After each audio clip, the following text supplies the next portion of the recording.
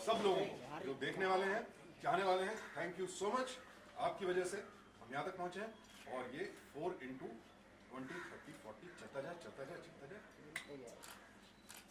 चलो, congratulations and many more.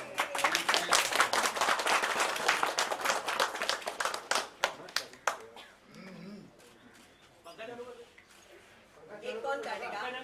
कौन खिलाएगा? दादा लोग कोई है केक काट के लोग सबको खिलाइए ना।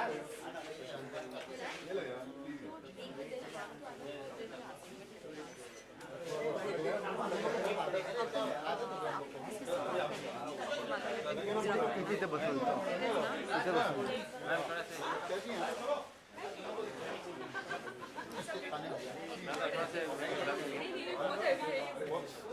ज्योति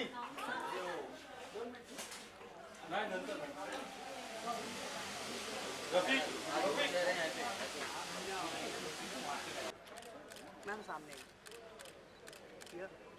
मैम थोड़ा सा शिफ्ट हो जाइए। ओके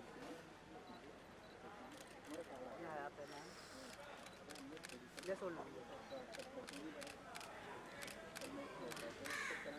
सामने मैम स्ट्रेट हियर एक यहाँ पे यस वन मोर मैम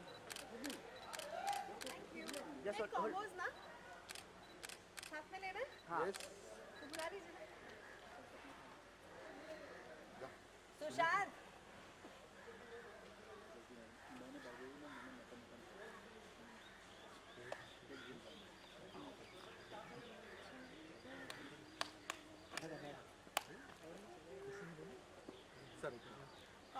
थोड़ा इस तरफ या बोथ ऑफ स्ट्रेट सामने पहले इनसे फिर सर यहाँ पे यस स्ट्रेट या one more both of you ma'am sir सामने यहाँ पे सर सर जैसे सर यहाँ पे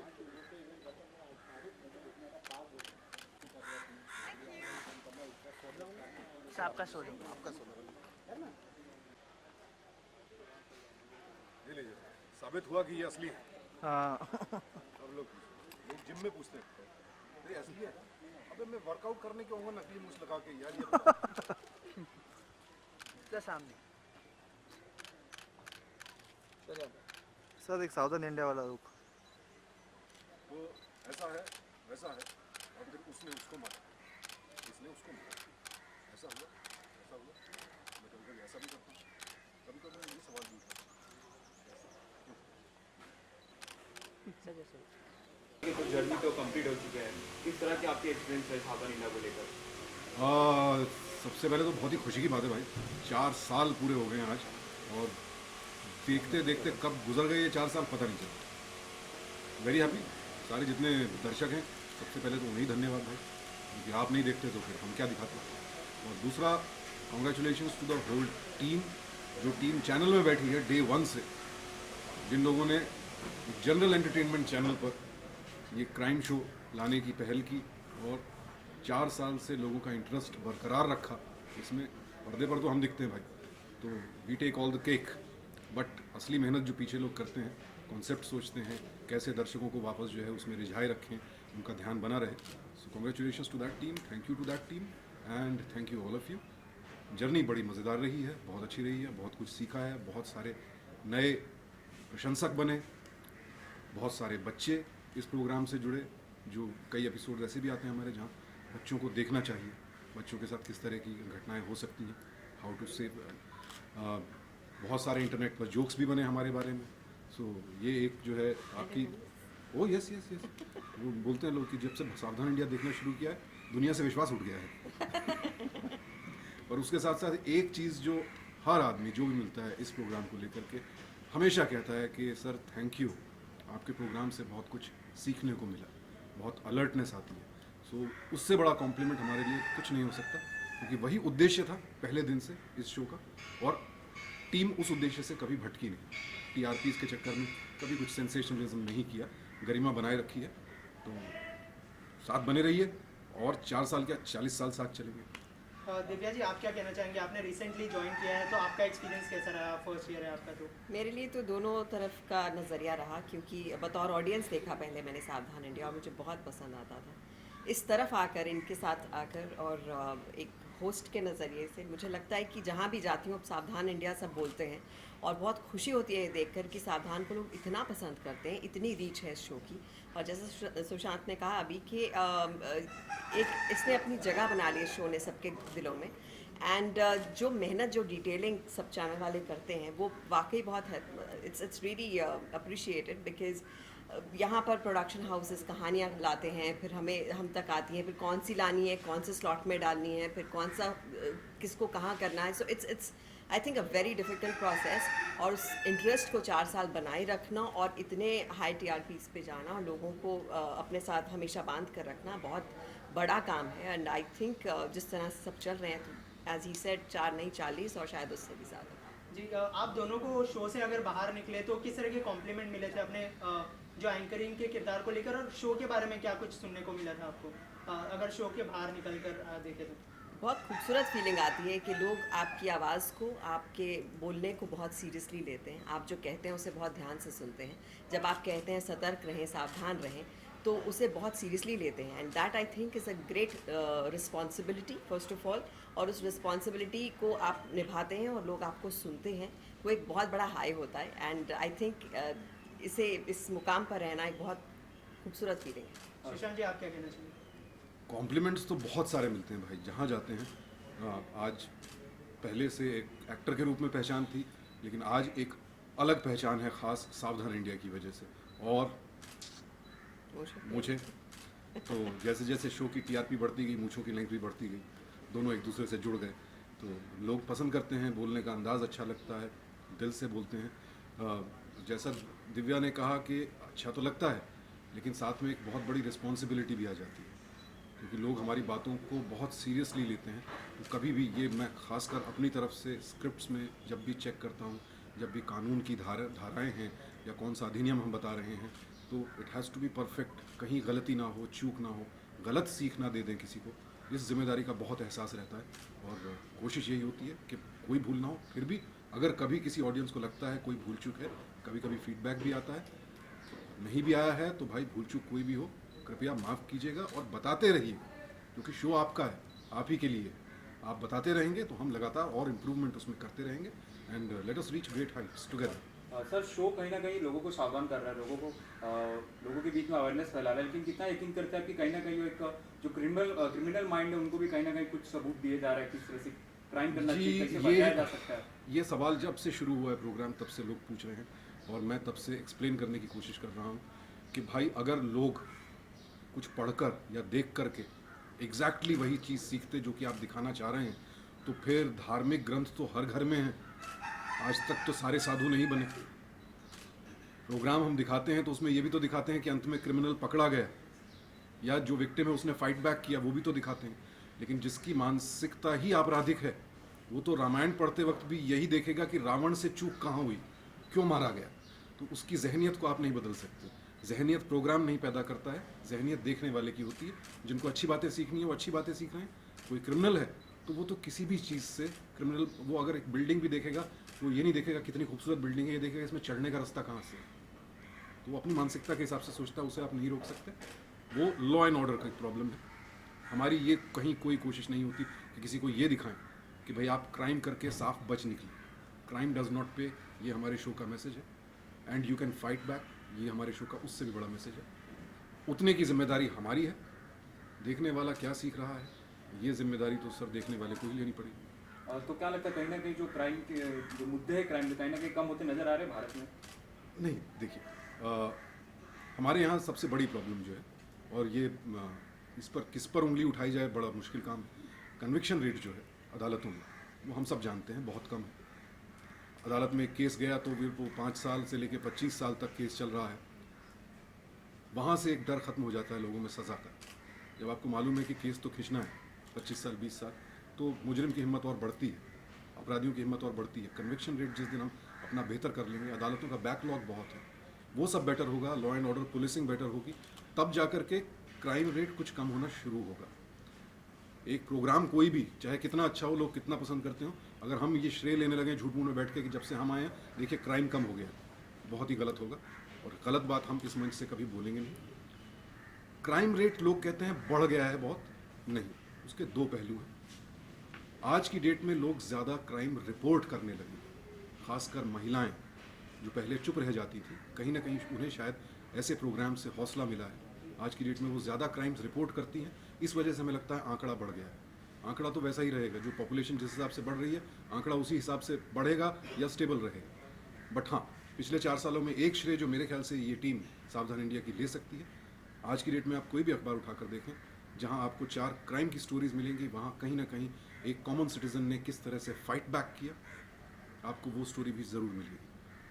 अगर उसमें हमारा 10% भी हमारा श्रेय है उसमें, तो we are very very proud and हम कोशिश करेंगे कि और आपको उत्साहित करते रहें और प्रेरित करते रहें, क्योंकि जब हम फाइट बैक मिलकर करना शुरू करेंगे तो हम कोई भी हालात, कोई भी सूरत बदल सकते हैं।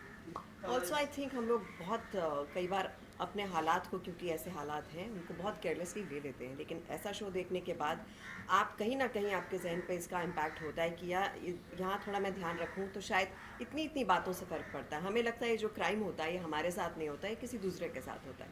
सो I think we have to be very careful, चाहे छोटी सी चीज़ हो, चाहे घर की बात हो, चाहे आपके आसपास के। आजकल ये प्रमोट कर रहे हैं हम लोग, सावधानी आपकी सुरक्षा अपनों की। तो अगर आप सावधान रहेंगे, भले ही आपके लिए हो, भले अपने अपनों के लिए हो, लेकिन उससे क्या होगा, क्राइम अगर बढ़ नहीं रहा है, मतलब घट नहीं रहा है, तो बढ़ेगा भी नहीं। And you will just be careful about your self. तो अपनी सेल्फ सिक्योरिटी रखना, अपने आसपास को अवेयर करना, आई थिंक ये शो बहुत हेल्प करता है उस मामले में। सुशांत जी, 4 साल हो गए शो को, तो आपने शो शुरू होने से लेकर अब तक खुद में क्या डिफरेंस महसूस किया आपने? हाँ, बहुत डिफरेंस है भाई, इनको कुछ नहीं हुआ।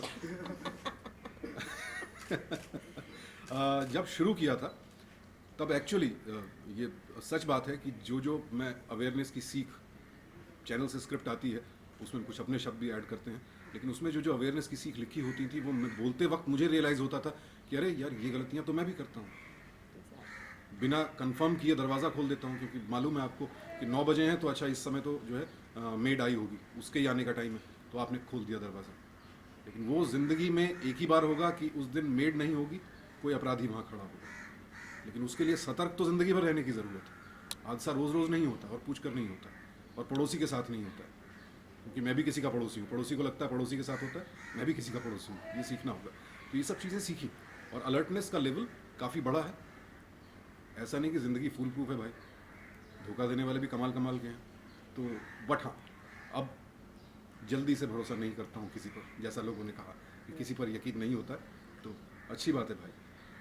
आंख बंद करके धोखा खाने से तो बेहतर है कि यकीन ना करो, फूंक फूंक के कदम रखो, लोगों को विश्वास जीतने दो। विश्वास कोई ऐसे मिठाई की प्लेट थोड़ी है भाई कि किसी को भी थमा दिया। सो हाँ, बहुत फर्क पड़ा। मैम, आपसे जानना चाहेंगे, आप एक वुमेन है, तो आप कितना कुछ प्रोटेक्टनेस महसूस करती है आप आसपास, अपने एनवायरनमेंट में, अपने सराउंडिंग में, शो को लेकर, या फिर आसपास जो ये वुमेन्स हैं उनको लेकर? रुको इसके लिए चलने दो। आई फील पर्सनली अगर मेरी बात करें तो मैं बहुत मामलों में कई बार कई चीज़ें फॉर ग्रांटेड ले लेते हैं। जैसे जैसे कहानियाँ मेरे सामने आती गई और उनको मैं देखती गई, उनके बारे में सुनती गई, कहीं ना कहीं सबकॉन्शियस लेवल पे आप बहुत अवेयर हो जाते हैं और वो चीज़ें आप अपने आसपास भी फैलाना शुरू करते हैं। ना I make it a point कि मैं कहीं कुछ देखूँ, और मुझे लगता है क्राइम ज़रूरी नहीं कि आप सिर्फ मार कुटाई, रेप या इन सब की बात करें। क्राइम एक छोटे इमोशनल लेवल पे भी हो सकता है। Like there was a story that I was watching जिसका बहुत बड़ा इम्पैक्ट रहा मेरे पे, जहाँ पर एक माँ जो थी वो अपने बच्चे को बहुत स्ट्रिक्ट थी उसके प्रति, और वो बच्चा खुल के बात भी नहीं कर पाता था। So it was a very disturbing story for me and I could not get it out of my mind.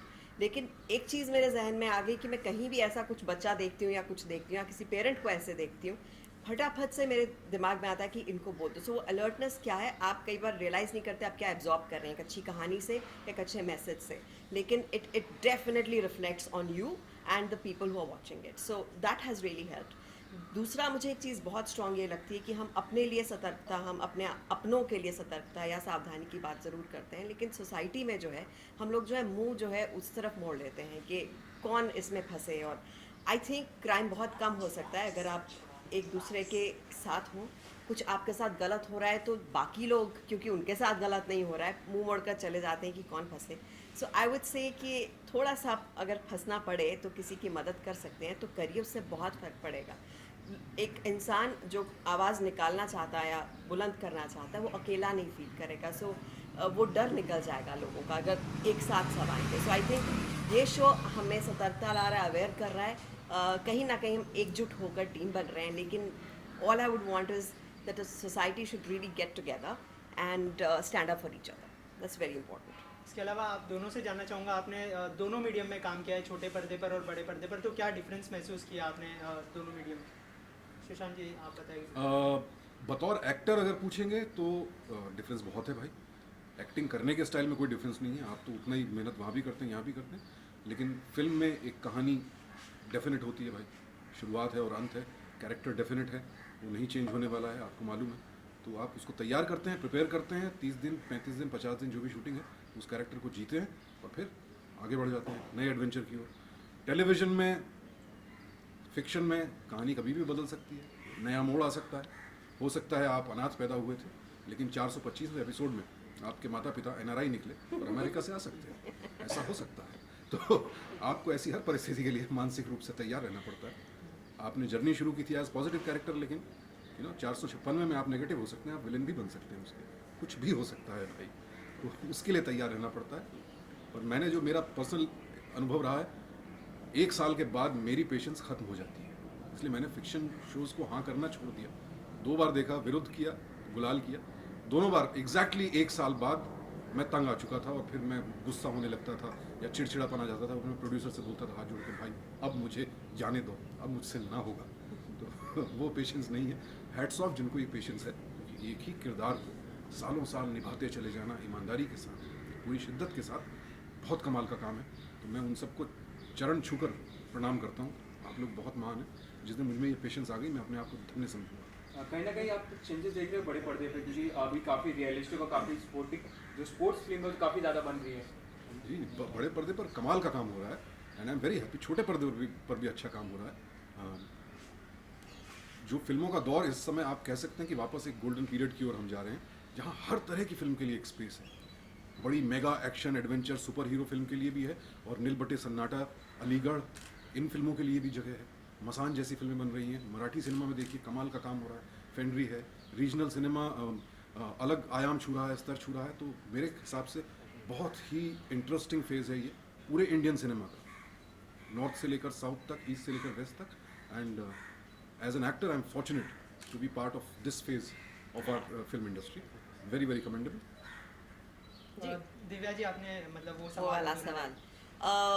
मुझे लगता है कि दोनों मीडियम्स जो हैं बिल्कुल एक दूसरे से मुख्तलिफ हैं. और फिल्में जो हैं आप एक किरदार निभाते हैं और वो किरदार हमेशा के लिए वहाँ एक बड़े पर्दे पर बन जाता है. It becomes history for you and people remember you for that film.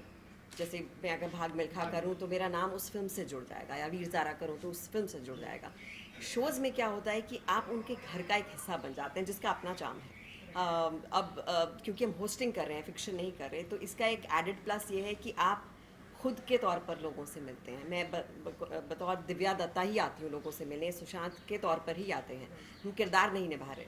तो जब आप ऐसे डायरेक्ट रूबरू होके अपने उन लोगों से बात करते हैं जो अपने ड्राइंग रूम में बैठकर आपको हर रात को देखते हैं, तो उनको लगता है कि हमारा ही एक रूप है, हमारे ही एक कोई मेंबर हैं. और इतना अपनापन उनको लगता है कि वो जो एक स्टार का एक किरदार का जो अलग चाह होती है, एडमिरेशन होती है, ये वाली जो चाह और एडमिरेशन है ये बिल्कुल अलग है. बट अच्छा है कि दोनों चीज़ों का आप एक साथ मज़ा लेते हैं. और आपको आपके लिए और आप जो बोलते हैं उसके लिए लोग सराहते हैं. आई थिंक ये इस शो की बहुत बड़ी एक खासियत है. And it's really nice. और जो रिस्पेक्ट, जो अप्रिसिएशन इस शो के ज़रिए मिली है, I think it's really great. नहीं, और यहाँ मैं इसीलिए 4 साल में बोर नहीं हुआ अभी तक. कोई कैरेक्टर नहीं है. He's himself. He can't be bored with himself, right? Still enjoying. Yes. तो और दूसरा ये फ़ैन वाला जो आप समझते हैं घर का हिस्सा बन गए हैं, हम तो जानते हैं इनको, ये मैं बिल्कुल समझ सकता हूँ. मेरे साथ हुआ है. दिल्ली में गया था शुरू में जब जंगल की थी एक अवार्ड फंक्शन के लिए. तो जिस होटल में ठहरे थे उसमें सारे स्टार्स थे. तो प्रोग्राम के लिए जब जा रहे थे, मैं लिफ्ट से नीचे जा रहा था तो लिफ्ट खुली तो करिश्मा कपूर जी अंदर आई. तो हम तो करिश्मा कपूर जी को पर्दे पर देखते ही रहते हैं ना. मुझे तो ऐसा लगा हाँ ये तो जानती होंगी मुझे। मैंने बड़े प्यार से बोला हाय हाउ यू, उन्होंने कोई जवाब नहीं दिया था। मुझे उसके बाद एहसास हुआ कि मैं इन्हें ज़रूर जानता हूँ, ये मुझे नहीं जानती है। तो ये बहुत सारे फैंस ऐसा करते हैं, मैं आपको कह दूँ कोई बात नहीं, कोई दिक्कत नहीं सर, ऐसा होता है और आई अप्रिशिएट दैट। सर कहीं ना कहीं अपने रियल लाइफ में, अपने पर्सनल लाइफ में कोई क्राइम या फिर कोई इंसिडेंट आपने फेस की हो? ऐसा क्राइम तो यार मतलब होते होते कोई भी छोटा मोटा कोई भी इंसिडेंट? छोटा मोटा तो मतलब यार जेब वेब तो कटी है, सबकी कटी है, किसकी नहीं कटी है? कोई है आप में से जिसकी जेब नहीं कटी है आज तक? हैं? तो हमारी भी कटी है भाई शुरू में तो अभी। लेकिन अभी ये है कि जब भी भीड़ वाले जगह जा रहा होता हूँ, मैं जो ट्रिक करता हूँ भैया आप सुन लीजिए, ये मैं बटुआ जो है पीछे की जेब से हटा के आगे वाली जेब में रख लेता हूँ। ये बड़े कमाल की ट्रिक है, याद रखिएगा वरना फंसेंगे आप। तो एक मज़ेदार किस्सा है जो होते होते रह गया। मैं सुबह मुझे एयरपोर्ट जाना था, अभी 1-1.5 साल पहले की बात है, और मैंने एक कंपनी से टैक्सी बुक की थी। उन्होंने एंड टाइम पर उनका जवाब तो था जी आपने तो कैंसिल कर दिया बुकिंग। मैंने कब की? अभी अभी। मैंने कहा अच्छा मुझे पता नहीं है, कोई बात नहीं। अब मुझे टैक्सी ढूंढनी थी, घर के आसपास कहीं टैक्सी नहीं मिल रही है, फ़्लाइट के लिए लेट हो रहा था, ड्राइवर साहब भी नहीं थे। मैं गाड़ी लेकर के सिग्नल तक गया, अपनी गाड़ी लेकर के टैक्सी ढूंढने के लिए। एक आदमी ने देखा मुझे परेशान सा, तो आया, सर क्या हुआ, क्या प्रॉब्लम है? मैं कहा यार टैक्सी ढूंढ रहा हूँ, एयरपोर्ट जाना है। तो सर टैक्सी तो यहाँ कोई नहीं है, मैं छोड़ दूँ आपको? मैंने कहा आप कैसे छोड़ोगे, आपकी गाड़ी में? मैंने कहा मेरी गाड़ी में आप छोड़ दोगे और फिर गाड़ी वापस कैसे आएगी? नहीं मैं वापस आपके घर पे लगा के जाऊँगा गाड़ी। तो मैं लिटरली, मेरा एक्सप्रेशन ये था, उनको मैं एक क्षण के लिए देखता रहा कि मेरी शक्ल पे ऐसा लिखा है या तो ऐसे हैं सर, बड़े बड़े चतुर लोग मिल जाते हैं, नुक्कड़ पर मिल जाते हैं घर से निकलते। सावधान रहिए, सतर्क रहिए, सुरक्षित रहिए। मैम आपको? मैंने ईव टीजिंग बहुत फेस की है अपने कॉलेज के दिनों में और उसके बाद, लेकिन क्योंकि पंजाबन हूँ तो एक हाथ देना सिखाया भी गया था और आता भी है और शौक भी है, तो ये तीनों चीज़ें मिल जाती थी साथ में। तो बहुत लड़कों को मैंने थप्पड़ वप्पड़ मारे हुए सड़क पे। मैं दूर हो गया। लेकिन एक बात है, मेरा सबने साथ बहुत दिया था।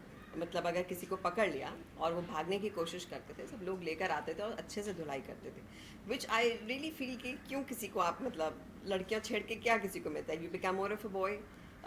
ये मुझे कभी भी नहीं समझ आया, लेकिन ये है एक कॉन्सेप्ट जो चलता है और किसी के ग्रोइंग अप डेज का एक बहुत अहम हिस्सा होता है। लेकिन शायद लड़कियों के लिए भी अपनी सेफ्टी देखना और अपने आप को बचाना ये बहुत ज़रूरी है।